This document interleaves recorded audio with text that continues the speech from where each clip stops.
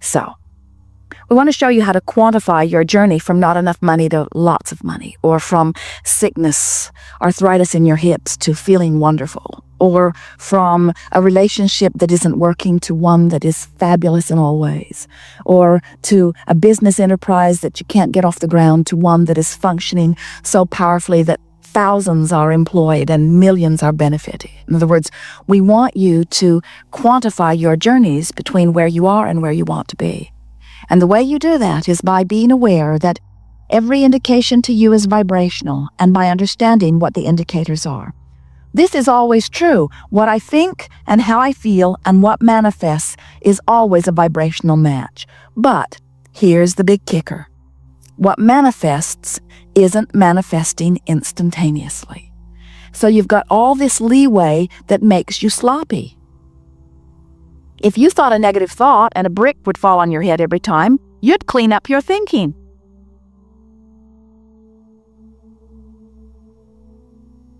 But you're not here to be punished about your thinking.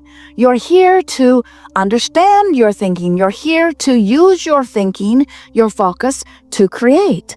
And it is such a delicious experience to come into conscious awareness that what I'm thinking right now and what I'm feeling about it is setting into motion something in my vibrational future. And what I'm thinking right now, most important, what I'm thinking right now is bringing me close to many things that are already in my vibrational future. Can you see how someone could get their heart broken, and then they could get sick, and then they could lose all of their money, and then they could wreck their car all in the same week?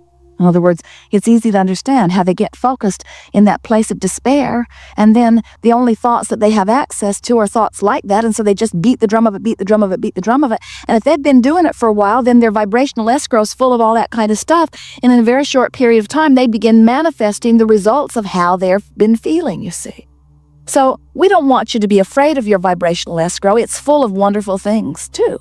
But we want you to be aware of what you're doing vibrationally, because we want you to know which way you're going along this journey. We want you to know when you're headed toward what you want or when you're headed away from what you want. You can tell by the way you feel whether you are moving toward what you want or whether you are moving in opposition to what you want. That's what your guidance system is all about. You understand that, don't you? Never again will you ever feel negative emotion and not know what it means. So just stop and laugh, and most of all, make peace with where you are. That's the most important thing that we want you to leave this room with today. Because if you're here relative to money or relative to abundance of any kind or relative to wellness or relative to relationship, if you're here and you want to be here and you're condemning the fact that you're here, you cannot budge at all toward what you want, because your condemnation of where you are is holding you so much here. It's as if you've got your feet nailed to the floor. You've got to make peace with where you are. And think about it. When you give yourself a break, or when you give somebody else a break, when you try to make it better, when you try to make the best of something, don't you feel relief when you do that? Have you ever made a mistake? And have you ever been in a situation where someone whose opinion you care very much about noticed that you had made the mistake? And then, have you ever had the benefit of that person who you care very much about their opinion, who saw you make the mistake? Have you ever seen them laugh and say, "Isn't that the way we all do?" Esther tells people, "The reason I'm so smart is because I've made all of those mistakes. I made them all." And then she offers a joke, like the one-armed alligator wrangler. She says, "We learn as we go." In other words, looking for a way or a reason to diffuse the feeling. And when someone does that in the midst of your feeling uncomfortable about your mistake, what do you feel? You feel relief, don't you? In other words, someone has helped you make peace with where you are. When you try to make the best of something, you move closer into vibrational alignment with what you want. When you try to make the worst of it, you're moving in opposition. So why does anybody make the worst of it? Why do you make the worst of something? Well, you make the worst of it because every fiber of your being knows that things are supposed to go well for you. And when they're not going well, you're sort of freaking out because you know it is supposed to be better. And you've also had so many people say, now, why did you do that? And so you've gotten in this habit of explaining. Because, most of the people around you don't really remember about this vibrational stuff. Most of the people around you are living very conditional love. They tell you, I live unconditional love, but they don't. What they're living is, when I see that condition, I feel good, so I'll vote for that. When I see that condition, I feel bad, so I'll vote against that. We'll do everything in our power to get that away from us. And we say, that's very conditional love. That's saying, change the condition so that I can have a better feeling response to the condition. And it never works. It never ever works, because when you're looking at the condition that needs to be changed, you're activating the condition that needs to be changed in you, and you are becoming more of the problem that you're wanting to solve. That's why terrorism is becoming more. In other words, you just cannot kill everybody that doesn't agree with you. You can't do it. You'll kill enough of them, and pretty soon you'll be down to the nitty-gritty that is just you guys, and you'll start disagreeing with each other. In other words, you cannot get to where you want to be by pushing against what you do not want. It never, ever works, you say. So what do you do? What do you do when you're standing in the midst of a culture, an environment, or a house, or a marriage, a relationship, a situation where you clearly see things that you do not want to see? What do? They make you feel bad when you see them.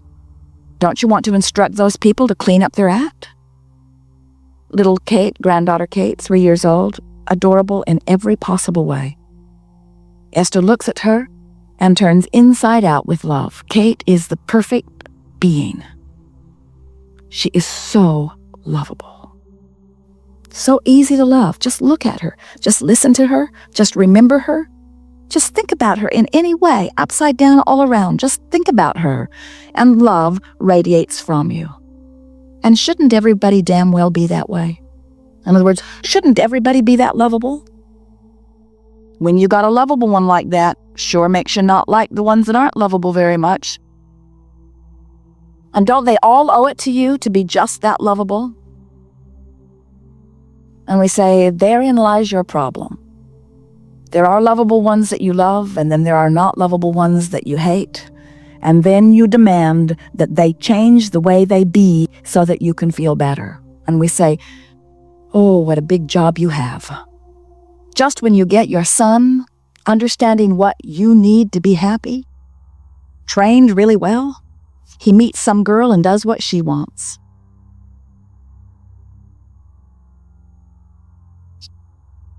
And if your happiness depends upon anybody else performing in any way to please you, it's no wonder you feel out of control, because they're all selfishly oriented too.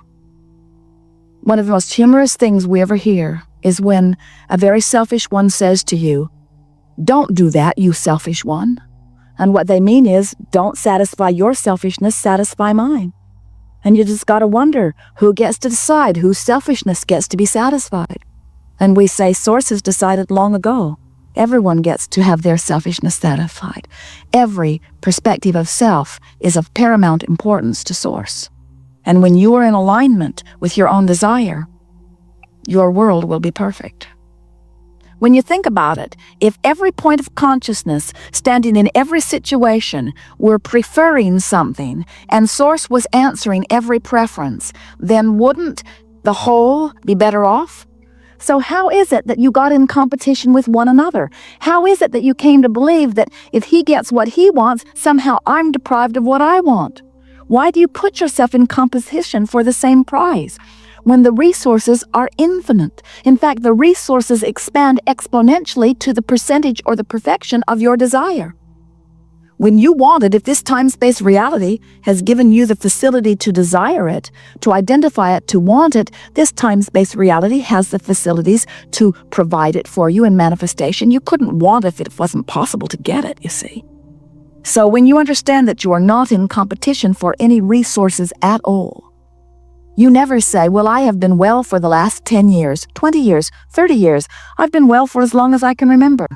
So I'm going to be sick for the next 10 years and allow some poor sick person to have my share of wellness. You don't do that, do you? Why not? because you don't see the relationship between your receiving of the wellness and their not receiving of it. You don't think you're sucking up the wellness. And yet, relative to abundance or money, you often think that the rich guy's getting more than his fair share. So you want to chop up the pie and distribute it evenly, only to discover that it all ends up back in his pile again really soon. So you divide it all up and spread it all out evenly again. It all ends up over in his pile again very soon. And you say, what's going on? I must not be worthy. And we say, no, you're just beating the drum of not enough money. He's beating the drum, money comes easily to me. He's beating the drum that says, they can't take it away from me as fast as I can earn it. He's beating the drum that says, this is an abundant universe and all good things come to me. And it's fun to figure out how to let it in. And I'm not taking score of my well-being by my money. I'm taking score of my well-being by how good I feel. And this is really fun. I'm really enjoying the money flowing into my experience. It's a poor guy over here saying, you've got all the money. You've got all the money. How come you've got all the money? Why do you think he's got all the money? You get a few billion people complaining that he's got all the money. Sure, he's going to get all the money. In other words, the things you vote most against, you're really voting for the other side. When you vote against somebody, when you push really hard against something that you do not want, you're holding yourself in vibrational discord to something that you do want. In other words, you help the other guy win over and over and over and over in pushing against what you do not want. Well, this has been fun. We are eager to talk with you about anything that is important to you. We want to help you to realize that you are the creator, that you are the vibrational attractor, that you have guidance within you, and we will show you how to move up the emotional scale. Can you separate the pain that you're feeling in your body from the emotion that you're having about it? Is it possible to hurt in your body and feel hopeful? It is. And when you separate the emotion from the physical action state of being, is it possible to be bound in traffic that is not moving at all and be happy?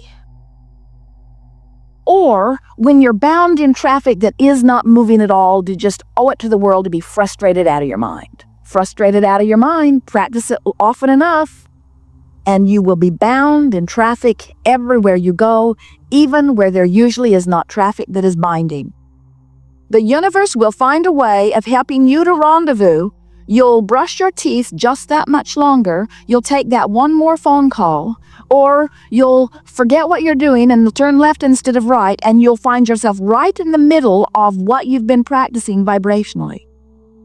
But if you're sitting in traffic and you're enjoying what you're hearing on the radio or on your tape player, if you are sitting in traffic and you're singing with your kids, looking at the flowers out the window, making the best of your moment, making peace with where you are and choosing your vibration, rather than letting the conditions choose your vibration. In other words, you're doing your own thinking. You're not just responding to conditions. You're thinking in spite of conditions or along with conditions. Can you feel the difference? When you start thinking, regardless of the conditions will change. But if you only think about the conditions, nothing can change for you. You see it, you comment on it, you see it, you think about it, you see it, you tell others about it, you see it, you remember it, you see it, you comment on it, you see it, you tell others about it, and then it actualizes around you and you say, well, it's true. Shouldn't I tell the truth? And we say there are plenty of truths that make your heart sing and plenty of truths that make you feel sad. Tell the truths that make your heart sing and ignore the rest. Easier said than done, we know, but that is your work. Your work is to care so much about the way you feel that you are not willing to put up with anything that doesn't feel good. Not anything.